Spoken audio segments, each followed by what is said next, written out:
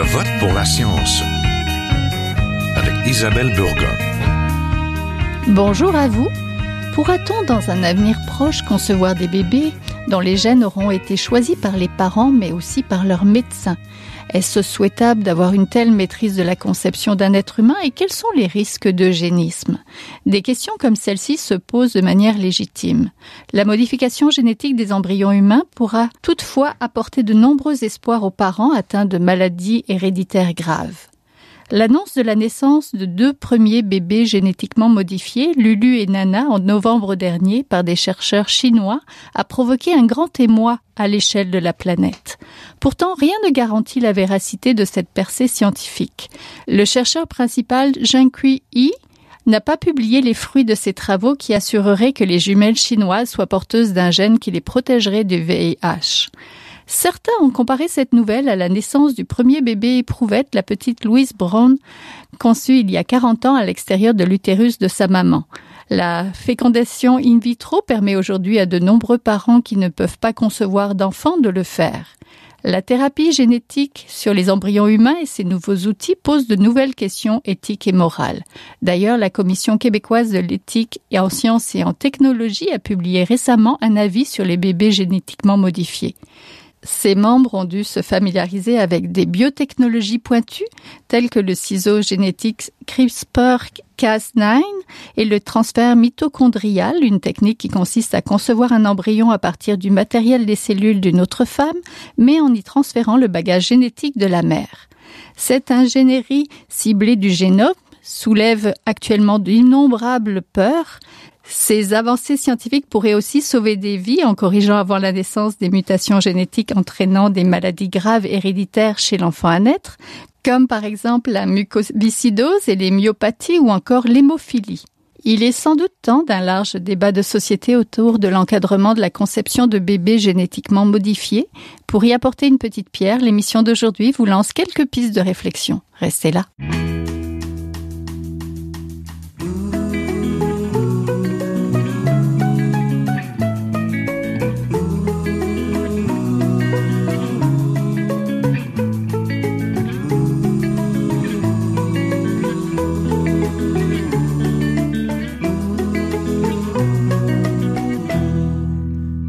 Pour parler de modification génétique des embryons humains et des enjeux éthiques que cela soulève, je suis en compagnie de Jocelyn McClure, professeur de philosophie de l'Université Laval et président de la Commission de l'éthique en sciences et technologies du Québec. Bonjour. Bonjour.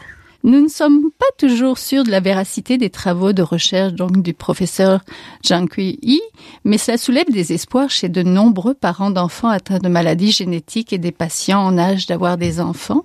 Une personne sur 5000 serait porteuse d'une anomalie de l'ADN mitochondrial et 1 sur 10 000 présenterait des symptômes cliniques. Ça, c'est des chiffres que je tire de votre avis. Il s'agit donc d'un espoir chez les parents de pouvoir corriger les mutations génétiques, donc ils sont porteurs et parfois les rendre malades, ce n'est pas rien quand même. Ouais. Tout à fait, tout à fait. Il y a des maladies qui sont très très graves, qui sont incurables pour l'instant et qui signifient une espérance de vie très limitée.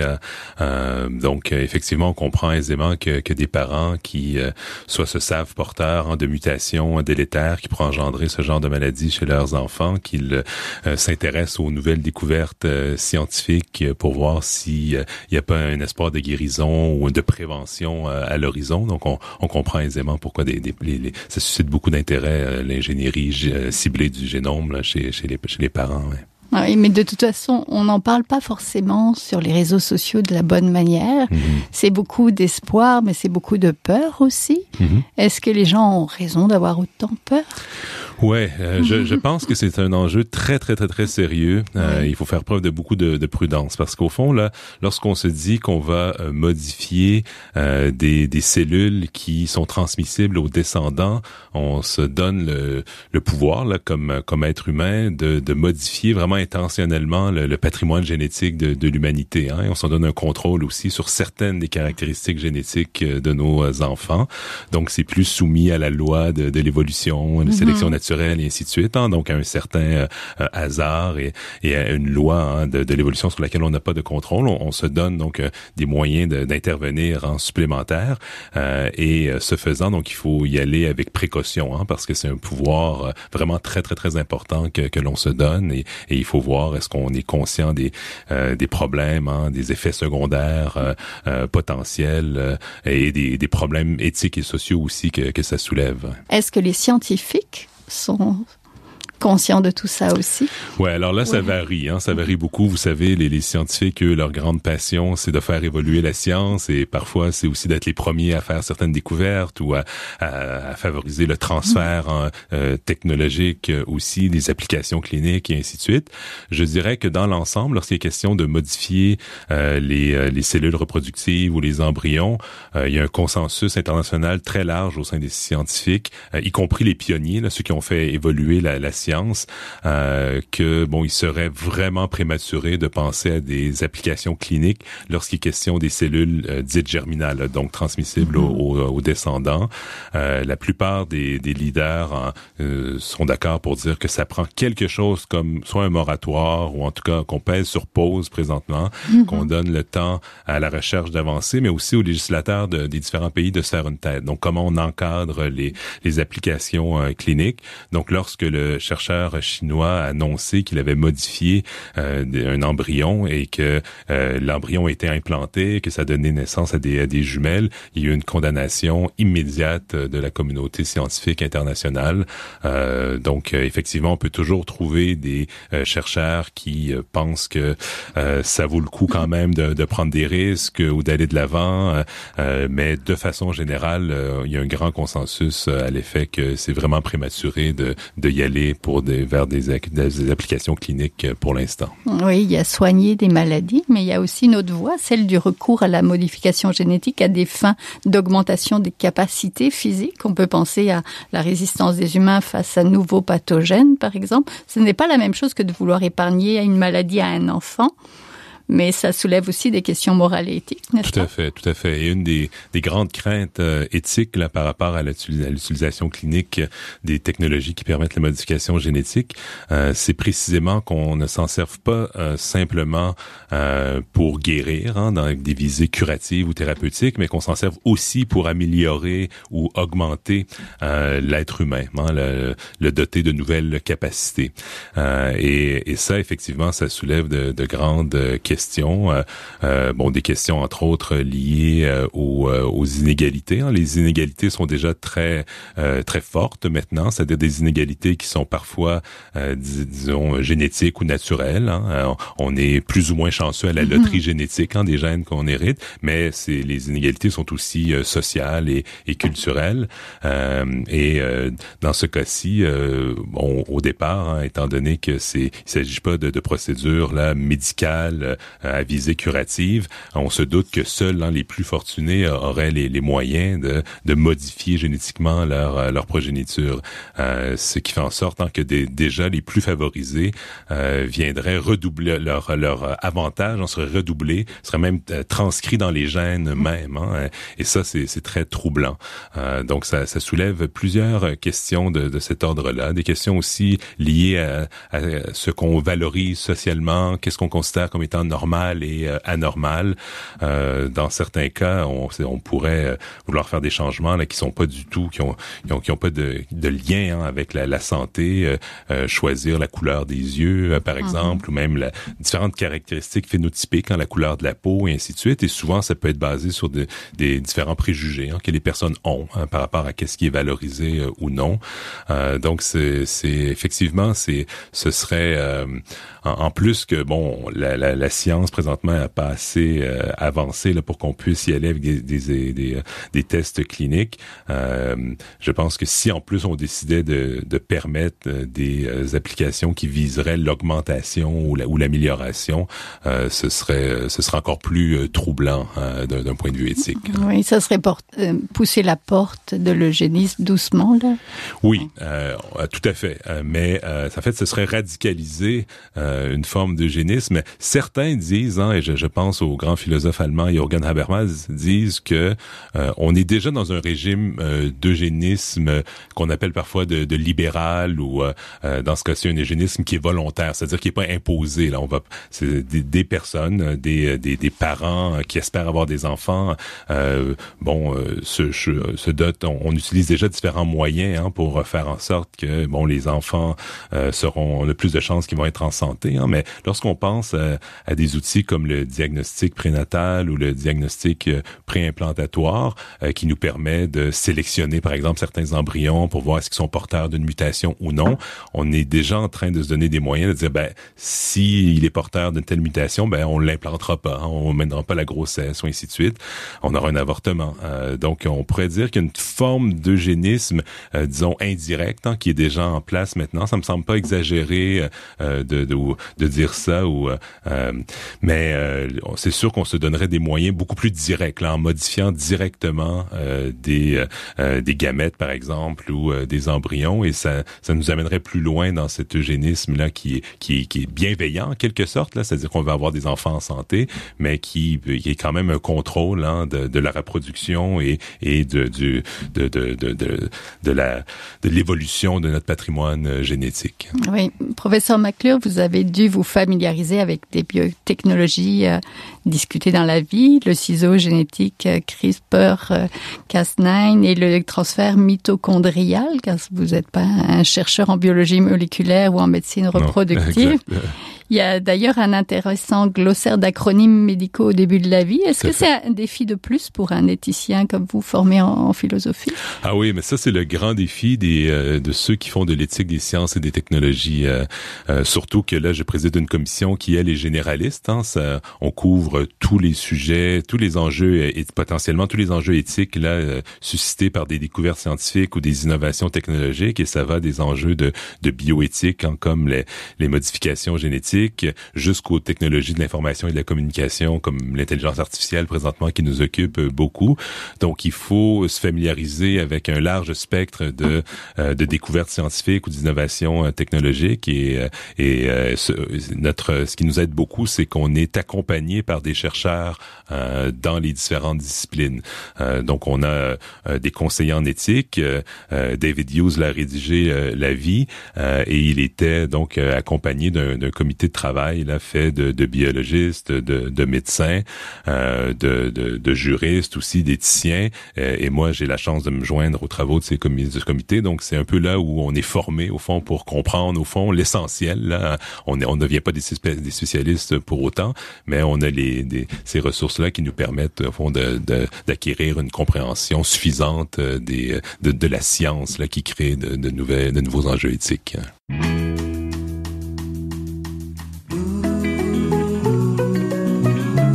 Vous êtes toujours à Je vote pour la science, là où la science rencontre la politique, une émission produite par l'agence Science Presse. Vous pouvez visiter son site internet au sciencepresse.qc.ca.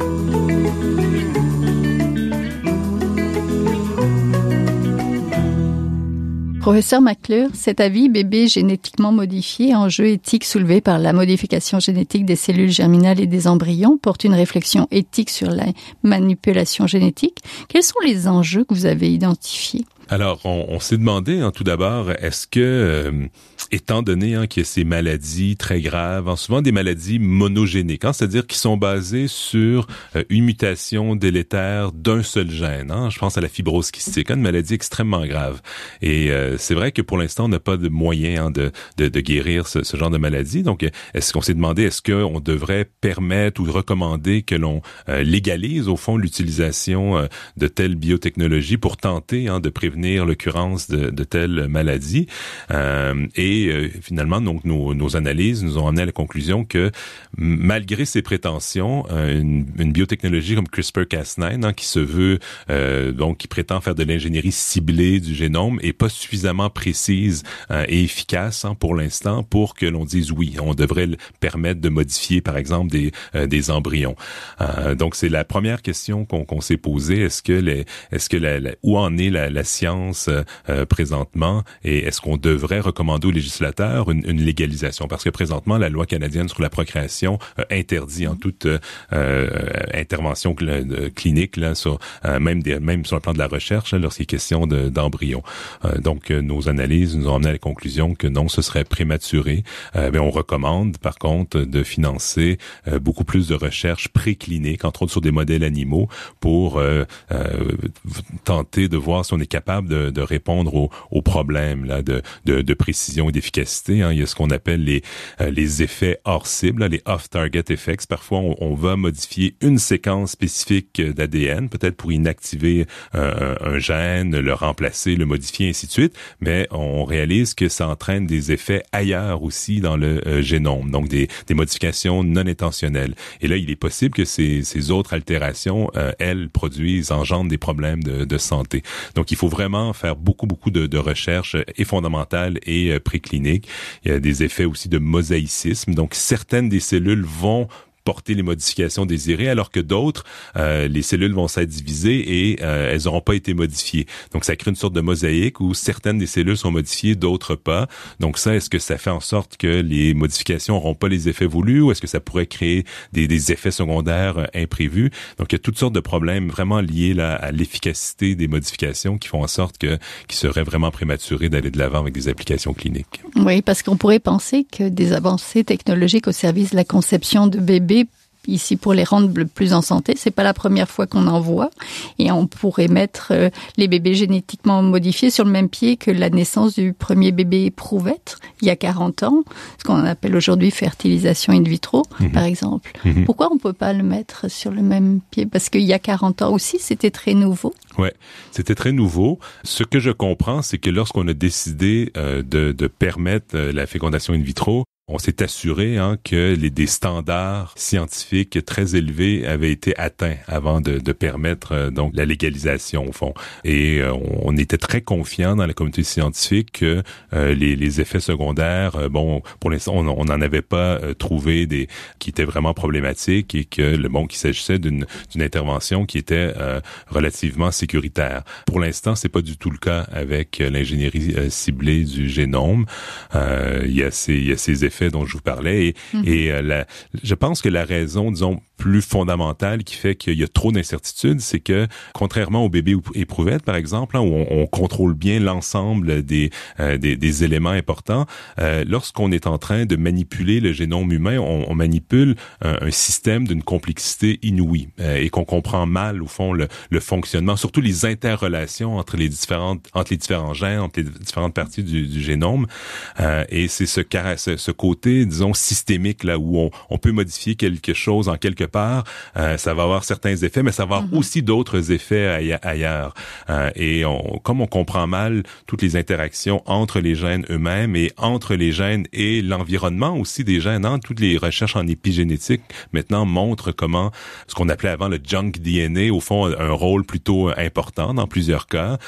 Donc l'environnement immédiat du génome est en lien avec les gènes codants. Le corps est toujours en relation avec l'environnement extérieur aussi. Donc, il y a des niveaux là de complexité d'interrelation qu'on connaît mal, ce qui fait en sorte que même des interventions qu'on veut les plus ciblées possibles avec ce ciseau moléculaire peuvent engendrer toutes sortes d'effets imprévus et ça va prendre beaucoup plus de recherche là, pour qu'on puisse aller de l'avant. Oui, ce qu'il faut retenir de votre avis sur la création de bébés génétiquement modifiés, est-ce que ça doit être interdit ou réservé à des cas exceptionnels? N'avez-vous pas peur que, même si ça ne se fait pas ici, ça peut se faire ailleurs et les gens soient tentés d'aller voir ailleurs pour justement fabriquer leur bébé? Ouais, pour l'instant, ça devrait être les applications cliniques devraient tout simplement être interdites. Il y a trop d'incertitudes, mais c'est vrai qu'une fois qu'on interdit, ça crée ce problème-là parfois on appelle du tourisme médical. Et il va dans certaines juridictions, il va y avoir un plus grand laxisme et certains menés par l'espoir de guérison ou de prévention vont prendre des risques. la commission là, est unanime pour dire que on recommande à personne d'aller faire du tourisme médical pour que des modifications de génome de cellules reproductrices ou d'embryons soient faites. Donc ça, c'est beaucoup trop risqué à l'heure actuelle, et on recommande donc aux différents gouvernements, y compris le ministère de la Santé ici, de faire vraiment de la sensibilisation et de la prévention quant au risque là d'aller ailleurs pour obtenir donc ce genre d'intervention qui est beaucoup trop incertaine pour l'instant. Oui, mais si jamais Santé Canada allait de l'avant avec l'autorisation d'utiliser de telles technologies, là vous parlez dans votre avis de standards précliniques et cliniques pour encadrer la recherche sur les embryons, et vous posez aussi d'autres conditions liées à la gravité des maladies héréditaires ou à l'accès égalitaire à ces technologies. Exact. Donc d'une part de réserver ça à des maladies qui sont dans un premier temps qui sont monogéniques, comme je disais tout à l'heure, parce qu'on parle d'ingénierie ciblée du génome, qui nous permet par exemple de changer l'ordre d'une séquence d'ADN ou d'enlever une des lettres, et ainsi de suite. Donc des maladies qui sont polygéniques, qui impliquent plusieurs gènes. Ce c'est pas le genre de maladies les plus propices là, à ce genre d'intervention. Mais donc si jamais les recherches précliniques sont concluantes, d'y aller d'abord avec des maladies monogéniques et des maladies qui sont héréditaires, évidemment transmissibles à la descendance, et qui sont incurables pour l'instant, parce qu'en éthique, on a ces principes de bienfaisance et de non-malfaisance. On veut s'assurer que les interventions engendrent des bénéfices pour les personnes visées et qu'on réduise les risques aussi, le tort qui pourrait être causé. Donc, on sait que des enfants qui naîtraient avec, par exemple, l'anémie falciforme ou la fibrose cystique, c'est des maladies extrêmement débilitantes. Donc, eux, les bénéfices potentiels pourraient être très grands. Donc, ça, ce serait une des conditions. Et que d'autre part, si on décide d'aller de l'avant, dans un souci d'égalité des chances et de solidarité envers les moins bien fortunés, que ça soit des procédures qui soient accessibles à tous. Donc, une fois qu'on fait l'analyse coût-bénéfice et ainsi de suite, si on décide de légaliser, les moins bien fortunés devraient aussi avoir accès à ces procédures. Oui. N'est-ce pas plus que le temps, la place à un débat autour de ces questions complexes? Là, vous sortez cet avis-là, ça tombe bien, mais c'est un petit peu noyé dans les questions de laïcité et d'autres sujets. Donc, je ne sais pas si les gens vont pouvoir se reposer, peut-être se faire une tête quand ils vont le lire. Bon, en discuter assez. Est-ce que ce serait pas le temps d'en parler dans des cafés scientifiques, d'en faire des conférences et de mettre ça un petit peu pour que les gens s'approprient ces questions-là? Tout à fait. C'est une des choses qui nous préoccupe à la Commission. Lorsque je suis entré en fonction en janvier 2017, là, les grandes percées que je suivais avec le plus d'intérêt concernaient justement CRISPR-Cas9 et l'édition génomique d'un côté et tout ce qui concerne l'intelligence artificielle de l'autre côté. Depuis, les percées en intelligence artificielle ont largement éclipsé l'avancement de la science en génomique ou en thérapie génique, et ce déséquilibre me préoccupe un peu parce que, comme on l'a dit, les conséquences d'une légalisation de ce genre de manipulation génétique pourraient être très grandes pour les personnes, pour les enfants, mais aussi pour l'avenir de l'humanité. Donc, je pense que c'est un des enjeux d'une grande importance que l'on néglige présentement dans notre débat public, y compris lorsqu'il est question de science et de technologie. Et c'est vrai qu'une de nos recommandations, c'est que le gouvernement, au fond, mobilise ceux qui ont déjà une expertise sur le plan de la vulgarisation scientifique, mais aussi de comment consulter les citoyens, comment les faire participer à la délibération. La commission de l'éthique peut accompagner des organismes qui ont cette expertise là pour organiser des séances de consultation et de délibération, ou on a déjà collaboré avec des troupes de théâtre, évidemment des expos dans les musées scientifiques. On collabore souvent avec le Musée de la civilisation à Québec ou avec le Centre des sciences ici à Montréal.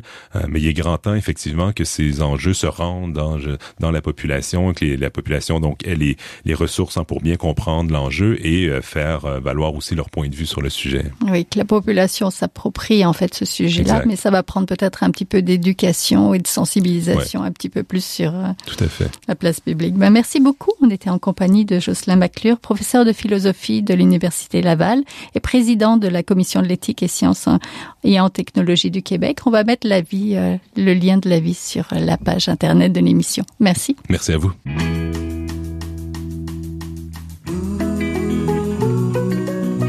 C'est maintenant le temps de passer le micro à notre scientifique éditorialiste, là où un chercheur réagit à un sujet d'actualité.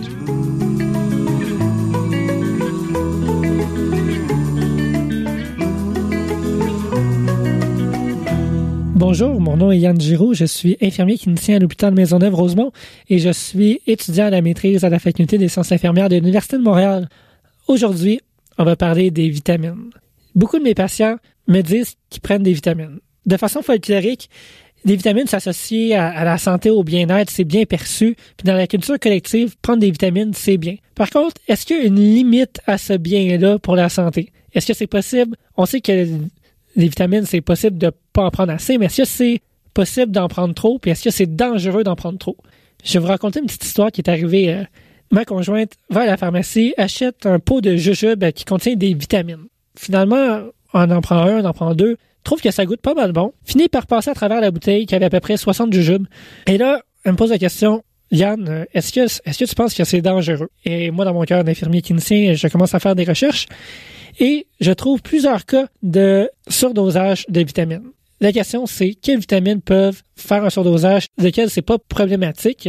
Puis en fait, le problème là-dedans, c'est que ça goûte trop bon, les vitamines.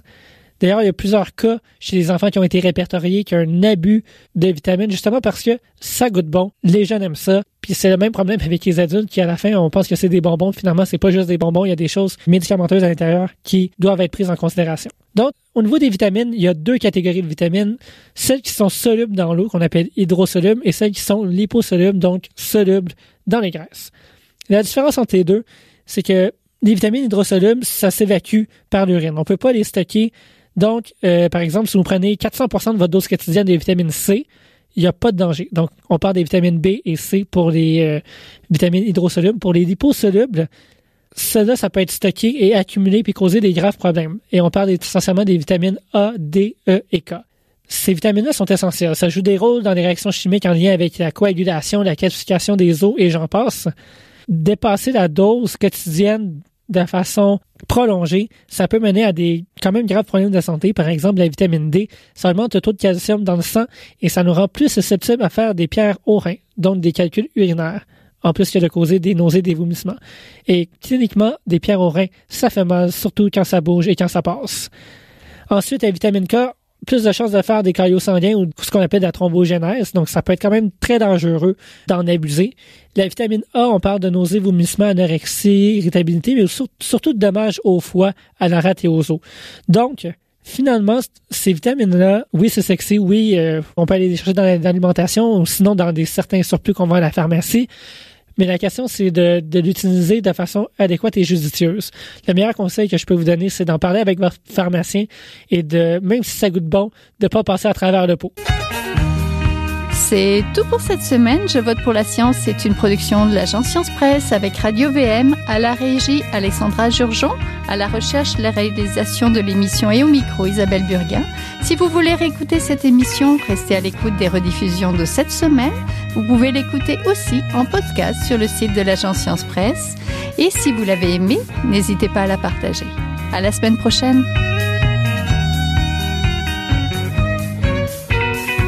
Jin Zhaohua est un chercheur typique de ceux pour qui les progrès de la bio